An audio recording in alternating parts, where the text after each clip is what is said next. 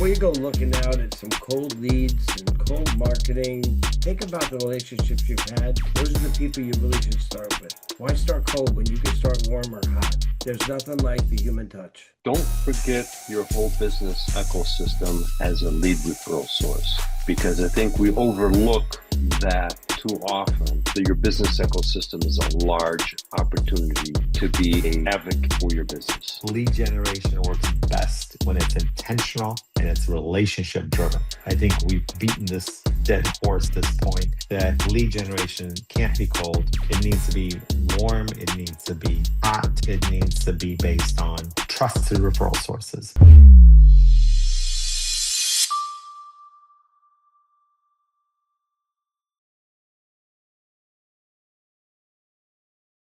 Hey guys, welcome to Business Lunatics, the weekly show where four fearless loonies pull back the curtain on the wild, the wonderful, and sometimes downright ridiculous world of entrepreneurship. We talk about things with no fluff, no BS. It's just pure business madness. And as a matter of fact, you have to be mad to be an entrepreneur. With that in mind, we're going to close out our lead generation topics today. We're going to talk about lead generation as an ecosystem, which kind of rounds out all the topics we've had so far. And we want to talk a little bit, we want to put a little more emphasis on a topic that we started with, which was nurturing your existing customers for lead generation. In other words, how do you use your existing customers as a lead generation engine? And somebody talked strongly about that is Freddy. And so I'm going to ask Freddy to take us off from there, and we'll circle back around to the ecosystem a little bit later on in the show. What are your thoughts, Freddy? Well, you bring up a great point there, Melih, and that's the fact that your existing customers really want you to be successful. And it goes beyond customers, because we also seem to always forget that a lot of businesses may deal with suppliers. A lot of businesses may deal with distributors. A lot of businesses may have complementary businesses. And sometimes they work with ancillary businesses. And those are always overlooked as a source of referrals and can become a growth engine, because your suppliers that you're dealing with is a great resource to turn you on to other opportunities. Your complementary business is another one that you can really leverage partnerships and co-market into each other's databases and leverage that relationship. As well as if you've got a distribution channel, then it's really making sure that you're getting the mind share of those distributors, because they're typically representing several different products. And so how do you get mind share out of those people? And of course, if you've got an ancillary business, it's a law firm or an accounting organization, et cetera, those are additional referral sources that are often not even thought of. And if you look at that as the whole ecosystem, is how I look at it, as a referral engine, you've got to really nurture all those relationships to ignite that as a referral source, because they got to understand who you are as a business so that they can share that information to somebody else. So you've got to arm them with information that they can in turn share what your message is appropriately. We don't do a good enough job of informing that ecosystem of who we are as a company, because you're a supplier. I do X, but I don't share with them, hey, this is the type of customers that we're looking for, and if you know somebody that could benefit from our service, please share it with us, and we'll come up with a referral program or whatever it is. So. And we talked about this early in our series on lead generation, right? We talked about cold leads, we talked about lukewarm leads, and we talked about hot leads, right? And the cold leads are the ones that a lot of people, a lot of business like to go after, because it's easier to pursue, right? You pay for an email list or whatever it is that you're doing, and you just do a simple campaign. You just keep repeating it, and it doesn't require a lot of effort on your part. But that's also not the one that generates the best response. So your money's going down the tubes. The lukewarm leads we talked about are those that where a company has visited your website, right? So you're using various tools that are on the market. We talked about Thomas Net's uh, Google platform. We talked about Analytics. Zoom Info, right? All these different tools that are on the market that can identify who's coming to your website. And those classified as lukewarm. At least now you know the company. You just have to figure out who to contact within that company. And that's where these tools come into play to help you decide who to contact.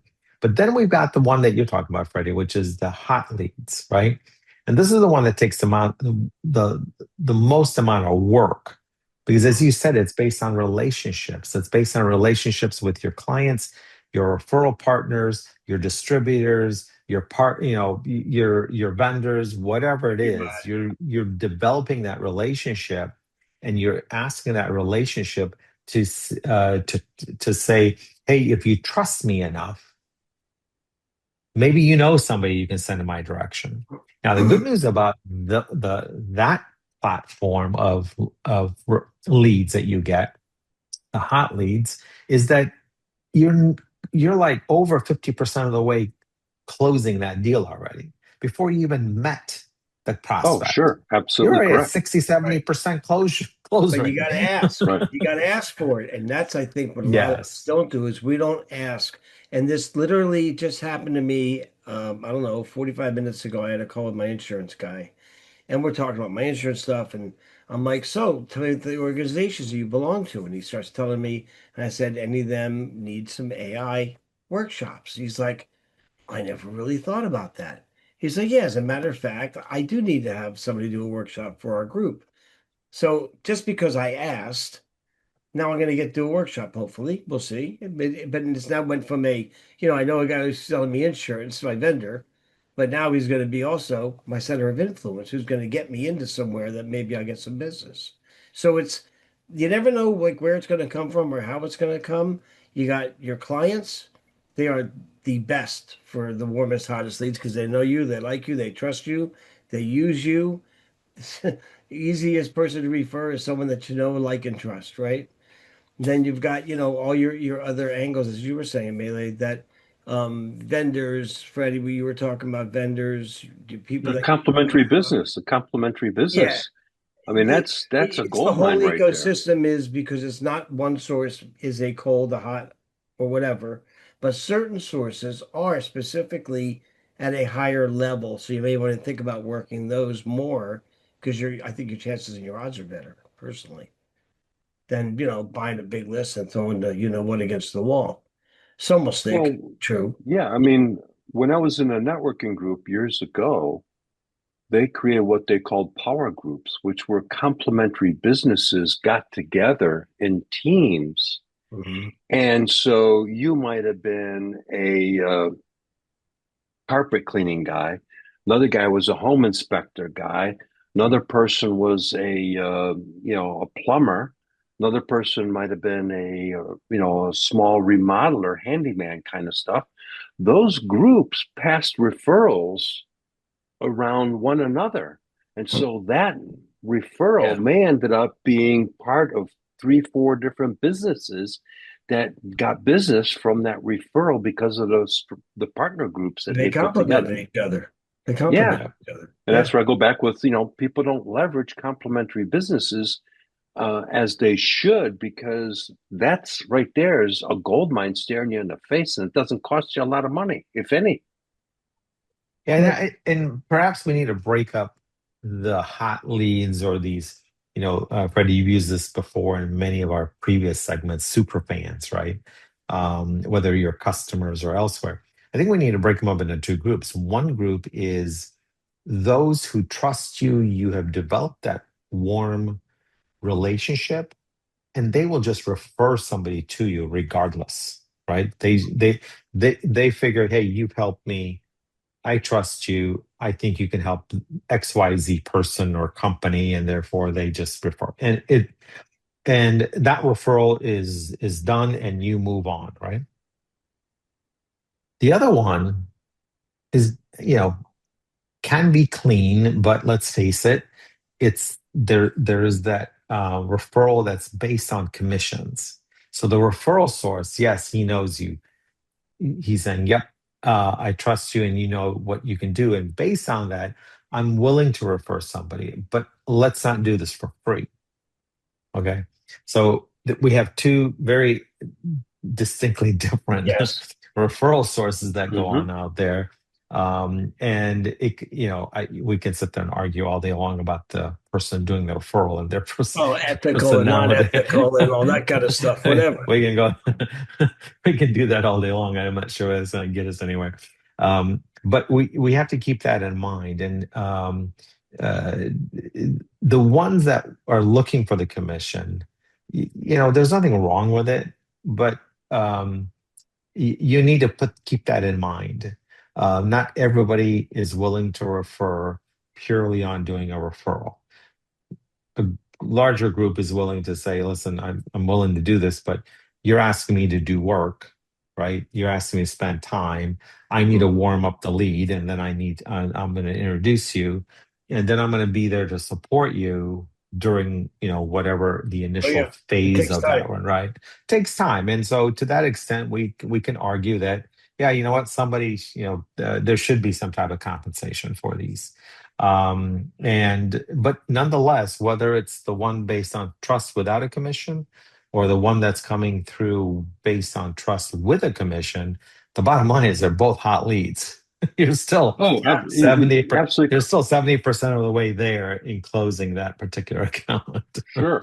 And going back to, the super fan that does it for free, they've got to the point where they want you to be successful. So they're going because you've helped them become successful. So their way of giving back, and that's where those guys are not interested in any money. They just want to make sure that you're doing well. And so they pass on referrals to you, and they're happy to do it because though I've had it where people have given me a referral and then they've come back and says, "Hey, so how did that work out with John?" I says, "Oh, John worked out great." And usually I've already sent them a thank you card or something in the mail with a little gift anyway as a thank you, Mhm. unexpected, which even makes them more of a super fan. And so it just keeps the pump going. Even if you Yeah, just, for me, when someone gives me a lead or I meet somebody, I get networking and someone refers me to someone and I meet them and all of a sudden they send me like 8 or 10 leads. And 9 out of 10 times, those are not thought out, planned out leads. They're being nice. correct. They're It's just sending an me, they're introduction. sending me prospects. Okay, great. But to me, those are cold leads. It's not a warm introduction. Yeah, I But when agree. you do get a true warm introduction, like this guy, my insurance guy, Dan's going to hook me up and he's going to get me a true introduction, I'm going to feel like I want to reciprocate. I'm going to not that he's putting onus on me. I'm not going to make a commission or pay him a dime for it. But I feel a little onus like, hey, let me see who can I help Dan with. Oh, Dan told me now he's starting to get into doing planning, financial planning as well. Now I got a bigger breadth of services that he offers I can tell my friends about. So I think intentional lead giving I think will get you a Yeah. better result and will pay you back better, whether you get a commission or not for it. That's you guys work that out. I typically don't do the commission thing. However, I do offer a 10% commission if someone gets me work. If someone gets me work, I'm going to give you Yeah, 10% because my attitude that's found right. money. But I want to Yeah, go yeah. back to a key word that you said there, Steve, which was intentional lead generation. Yes. And that's really an important aspect I want to emphasize for our listeners is the fact that when you're intentional, you're going on purpose, getting that person a lead Right. because you genuinely want to help them, like I said earlier, to be successful. So you're going to make sure that that lead gets connected to whoever you're connecting. And that they're the right person, company size, right industry. They're the right ICP for the person you're referring them to. So, I mean, that's more part of the intent. It's not just intentionally trying to help them. You want to make sure that they're going to be successful, like you said, Freddie. Yep. Yeah, and it's interesting as we're closing out the lead Already? generation topics. No, no, no. Oh, I was going to say that I'm was talking about quick.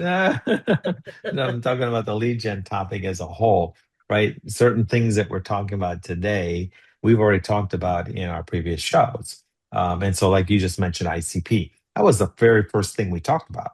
We Yep. talked about how do you identify your ICP for your business, and what does that entail, and what is your considerations, etc. And of course, we want to refer our viewership to those, to our previous lead gen videos. Ideal client profile for those that missed it. Yes, I'm glad you mentioned that because I think you mentioned that the last time I probably too. did. Yeah, teach you a habit. Okay. No, it's okay. It's all good. We need to remind everybody, right? Not Yeah. everybody keeps up with these But things. everyone has their Um, own idea for acronyms.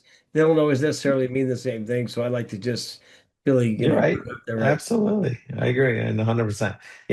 And one of the things that I think would help round out all of this is, we to talk about the ecosystem that we've built out, right? And so the ecosystem started with um, the ICP, right? We kind of we kind of started with this whole process of what is lead generation and what do you do and so on and so forth, with the idea that we're going to identify the ideal customer profile, defining who it is that you want to target. Then we moved on into cold lead generation, and we talked about why does that fail, and we talked about what is cold lead generation and why do people migrate to Ways it. to do it. And right, and I think cold lead generation is a feel good thing. I think that's what we walked away with from that show.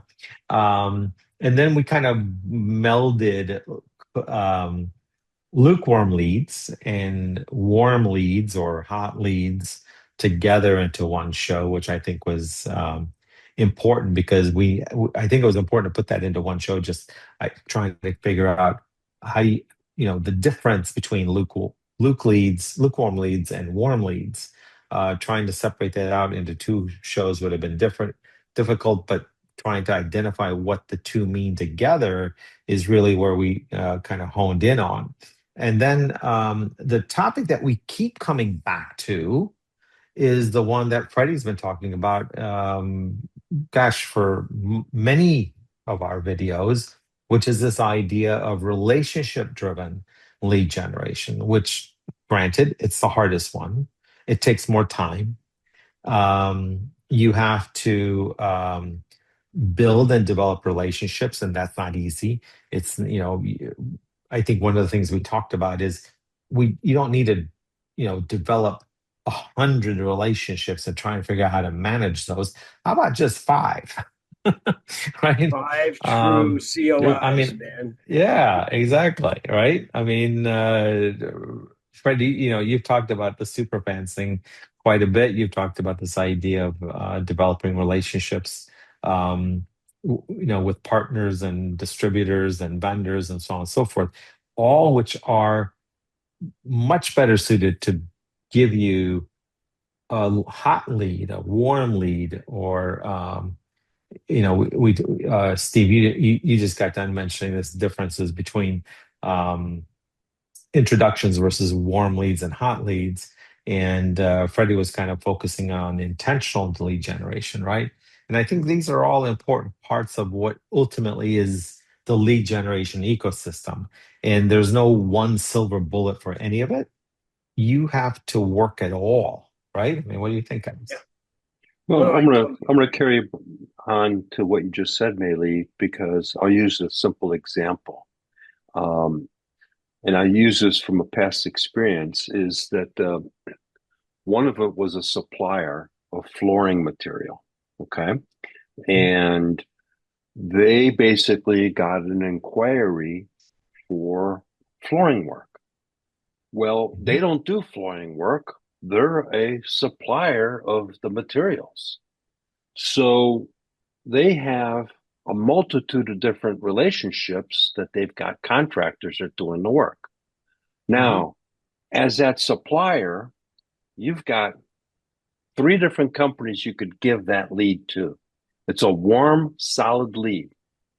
You're going to give it to the person that you have the relationship with Mhm. all the time, every time. And the one that makes you look good. That always does a The good one that job. makes you look Shows up good, on time. All those things. all those things. That's going to be who is going to get the lead. And that goes back, I'm just re-emphasizing that relationship. And to emphasize what you're also saying, Steve, is yeah, you got to, number one is you got to acknowledge, hey, thanks, Steve, for giving me that referral on this particular flooring project. I'll make sure that the customer's taken care of. And more importantly, I'll keep you up to date on what's going on with this particular project.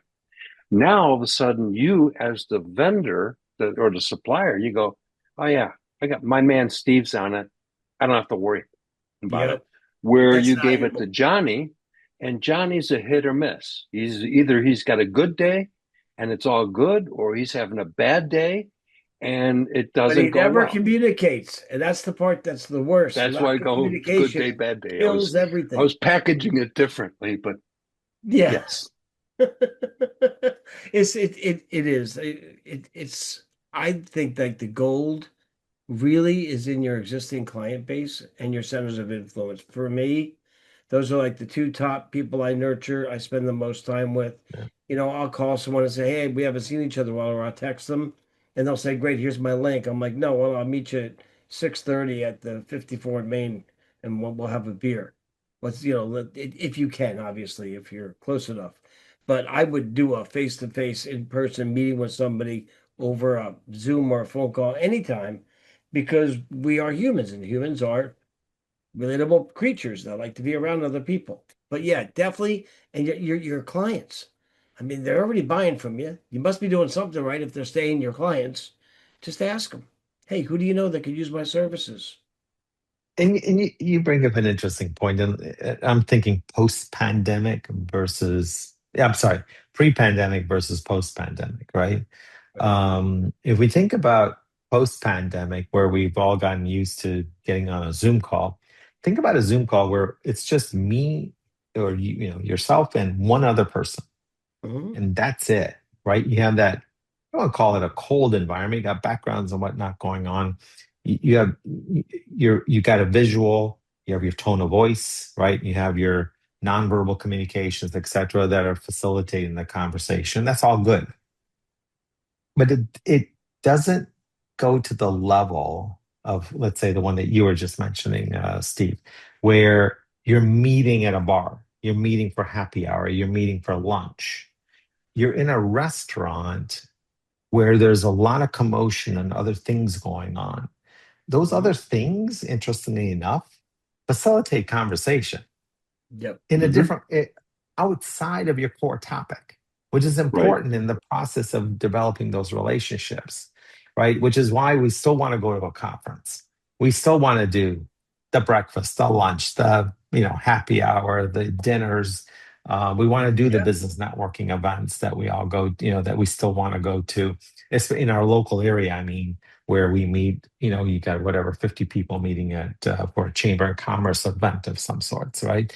Because having everybody around you changes the conversation. It creates another level of that relationship that normally would not exist, and one that's confined when all we're doing is a Zoom call. Yeah. That's Totally And agree. you bring back an old commercial, and you guys will probably remember this. again. And that was a long time ago. There was a guy that came into the team, and he says, "We just lost this one big account that they've had for years." And he hands out everybody airline tickets, and he goes, "You're going here. You're going here." It's an American Express commercial, and they go, "What are you doing?" He goes, "I'm going to go visit an old friend." And the point was, they were all hopping on airplanes to go visit customers they hadn't seen. And him being the owner of the company was going to go visit the customer that just canceled with them. And that's why I called him an old friend, because obviously they stopped visiting in person and blah, blah, blah. So to the point you're making, Melih, I just want to emphasize that. And Steve, is sometimes one-on-one in person is the game changer. Yep, I agree. Guys, we're coming close to our 30-minute mark. Interesting enough, we started a Already? little bit. Yeah, no doubt. I mean, one of the problems I think this group has, even when Rochelle's with us, is we just can't seem to, to shut up. Say it. We can't shut up. That's all there is to it. That's for sure, unfortunately. And so, with that in mind, we're coming to our takeaways for today. So, Steve, you want to start us off?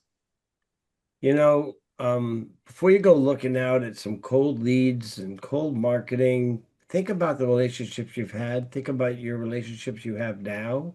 Those are the people you really should start with. Why start cold when you can start warm or hot?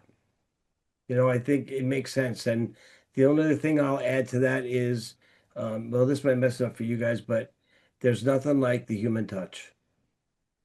Yeah, Those are my bingo. take. Ready? Don't forget your whole business ecosystem as a lead referral source, because I think we overlook that too often. We may focus on just a small niche of it, and actually, your business ecosystem is a large opportunity to be a advocate for your business, or as I call them, super fans. Super fans.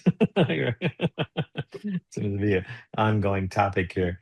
I'm going to go with lead generation works best when it's intentional and it's relationship driven. I think we've beaten this dead horse at this point that lead generation can't be cold.